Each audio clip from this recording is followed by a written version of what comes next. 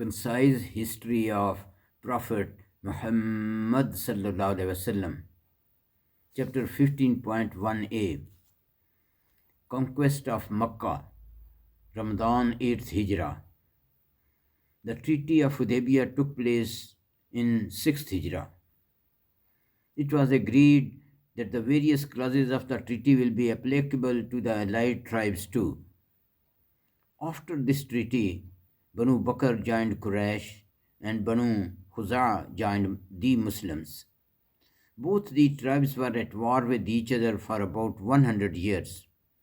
Banu Bakr intended to take revenge from Banu Khuza without caring about the provisions of the treaty. Quraysh gave them permission and advised them to attack at night. In this way, the Prophet ﷺ will not know about it. Both these tribes lived close to Masjid al-Haram in Makkah. Banu Khuza had a camp at a place called Watir. Banu Bakr attacked them at night in Shaban 8th Hijrah. Quraysh helped Banu Bakr with men and arms, taking advantage of the darkness of the night. 20 men of Banu Khuza were killed. Some of them ran into the sanctuary of Haram. They were even killed there. A few of them took refuge with Budayl bin Warqa and Rafi' in Makkah. Under these circumstances, Amr bin Salam, the leader of Banu Khuza, went to Medina with 40 men and requested the Prophet ﷺ for help due to the following three reasons. Our and your ancestors were same 5 generations before. Number 2, there was a brotherhood treaty made between Abdul Muttalib and Banu Khuza, which is in force forever. Number 3, according to the Treaty of Hudaybiyah, violation of the provisions of treaty by an allied tribe will be treated as a violation against that party. He described the violation of Banu Bakr in a very touching poem in Arabic. The Prophet ﷺ said, "You will be definitely helped." The Prophet ﷺ saw a small cloud on the sky and said, "This cloud is shining and giving you the glad tidings of your victory." Quraysh knew that they had violated the Treaty of Hudaybiyah and they were very scared of Muslims. Hence, they sent their leader Abu Sufyan to Medina to renew the treaty. According to Ibn Ishaq, Abu Sufyan first went to the Prophet ﷺ for renewal of the treaty. But the Prophet ﷺ did not say anything to him. Then he went to Abu Bakr Dilano and requested him to plead his case to the Prophet ﷺ. But Abu Bakr refused to help him. Then Abu Sufyan went to Umar radiallahu anhu asking for help since Umar radiallahu anhu was his trade partner in the past. Umar radiallahu anhu made fun of him and bluntly refused. Then he went to Ali radiallahu anhu and said, "You are my nearest relative. Kindly plead my case to the Prophet ﷺ. Don't let me go empty-handed." Ali radiallahu anhu said, "O Abu Sufyan, when the Prophet ﷺ makes a decision, no one can change that." There was also Fatima radiallahu anha and her 5-year-old son Hassan radiallahu anhu. Abu Sufyan humbly requested to Fatima radiallahu anha, "Is it possible that your son announce refuge and protection for me? He will become the leader for the Arabs for good." Fatima radiallahu anha said, "My son has not attained the age in which he can announce refuge for someone. Moreover, none can give refuge in the presence of Prophet sallallahu alaihi wasallam. After this, Abu Sufyan requested Ali radiallahu anhu, who was about half of his age, please give me some advice in this matter. Ali radiallahu anhu said, you are the leader of Quraysh. You should make the following announcement in Masjid. Is there someone who can give me, that means the Quraysh, give me and the Quraysh the protection? Abu Sufyan made this announcement, but everyone ignored him. With all this frustration, Abu Sufyan went to his daughter Habiba radhiyallahu anha. He met his daughter after 13 years. Habiba radhiyallahu anha removed the blanket from the place where Abu Sufyan was about to sit. He asked his daughter, are you saving the blanket from me, or are you saving me from the blanket? His daughter said, you are an idolater and filthy. You are not fit to sit on the blanket of the Prophet sallallahu alaihi wasallam. On hearing this, Abu Sufyan said, by Allah, you have become evil since you left me. Hence, Abu Sufyan started his journey to Makkah fully frustrated and deeply insulted. Note that Abu Sufyan came to Medina as a leader of 10,000 disbelievers during the Battle of Azab. And the same Abu Sufyan was now begging for a refuge for himself and his people. It shows how Allah Ta'ala can change the fate of a person or a nation. When Abu Sufyan reached Makkah, he informed his people about the detail of his visit to Medina. His people asked him, did you make that announcement in the masjid? He said, yes.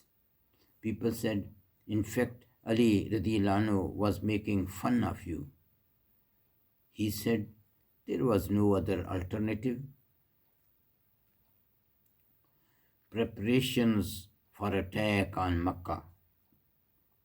It is narrated by Tabari that the Prophet ﷺ said to Aisha radiallahu anha 3 days before the violation of the Treaty of Hudaybiyah by Quraysh, make preparations for my luggage for an expedition and do not let anyone know about it.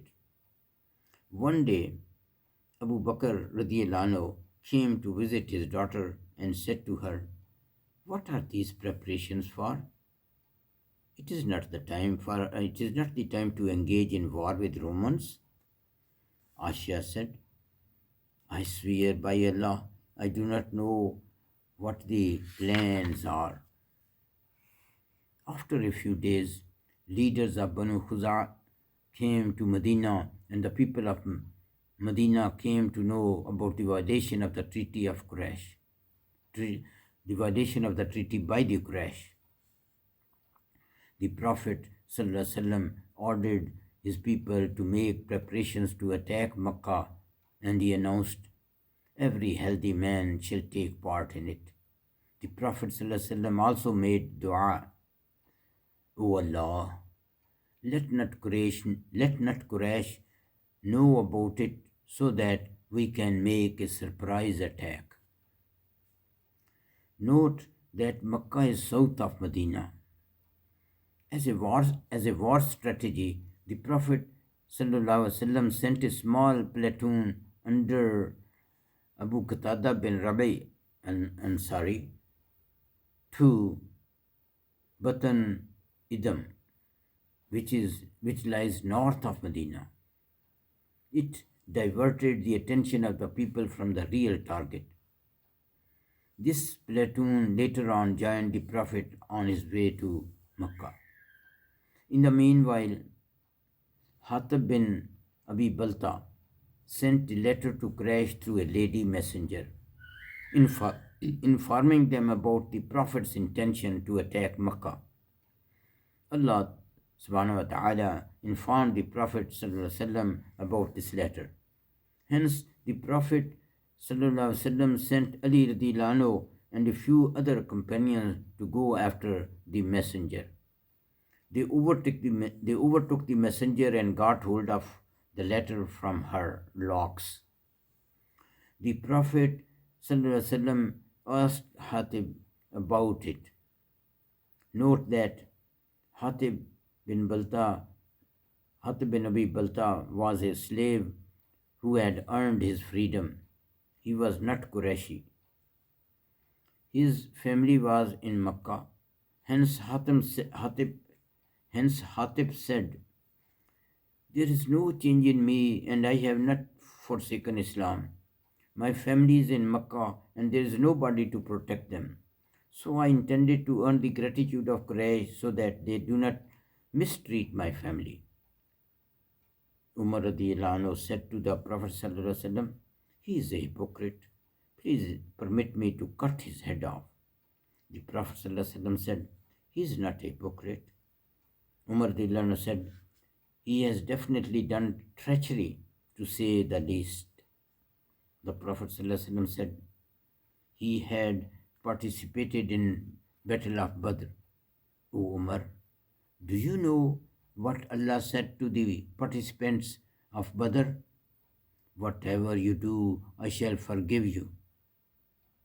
On hearing this, on hearing this, tears fell from Umar's eyes, and he said, "Allah and His Prophet knows the best." This is in Bukhari. Hence, the news of attack could not reach Quraysh with the help of Allah subhanahu wa ta'ala. 4 new Muslims. During this journey of Prophet sallallahu alaihi wasallam from Medina to Makkah, he came across 4 new Muslims. Number 1, Abbas. Number 2, Abu Sufyan bin Haris. Number 3, Abdullah bin Umayyah. Number 4, Abu Sufyan bin Harb. Details of these 4 new Muslims will be given now.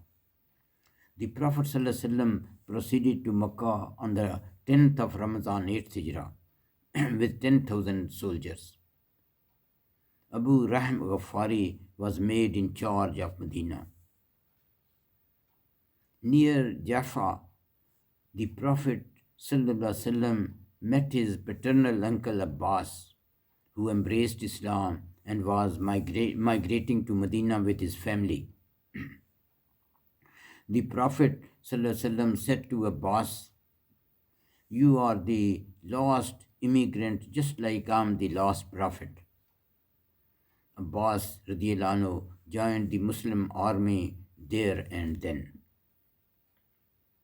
At Al-Abwa, the Muslims came across Abu Sufyan bin Haris bin Abdul Muttalib and Abdullah bin Umayyah. They were Prophet's first cousins.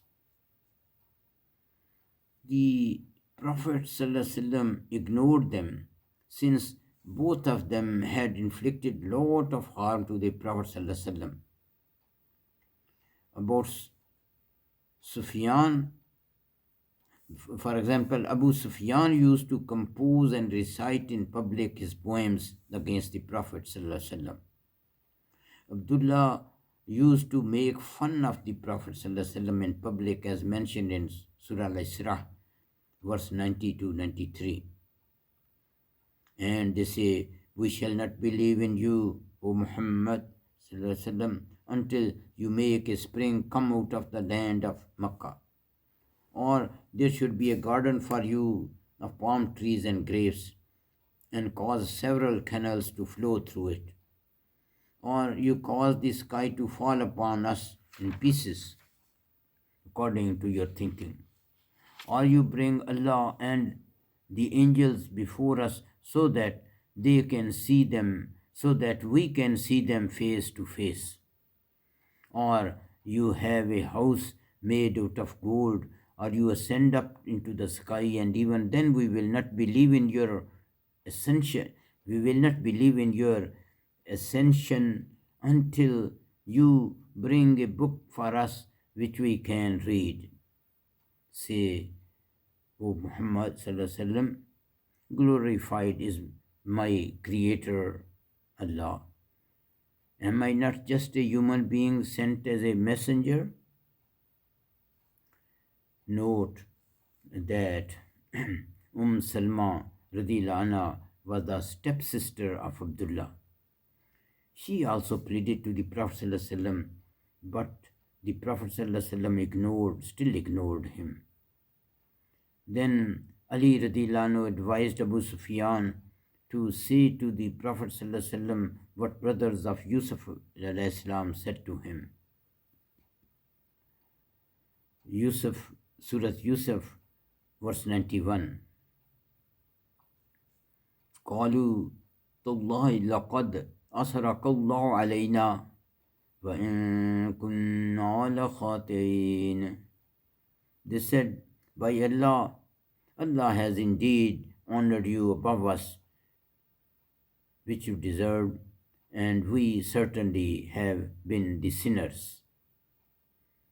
Abu Sufyan did this, and the Prophet ﷺ replied him, as in Surah Yusuf, verse 92, قُلْ لَا تَصْرِيبَ عَلَيْكُمُ الْيَوْمِ يَغْفِرُ اللَّهُ لَكُمْ وَهُوَ أَرْحَمُ الرَّاحِمِينَ.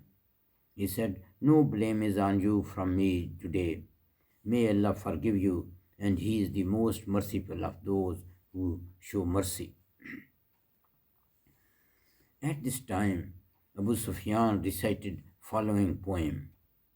Its translation is, I swear by your age, when I raised the banner so that the horsemen of Lat should crush the horsemen of Muhammad, my condition was like that traveler who is lost in the darkness of night.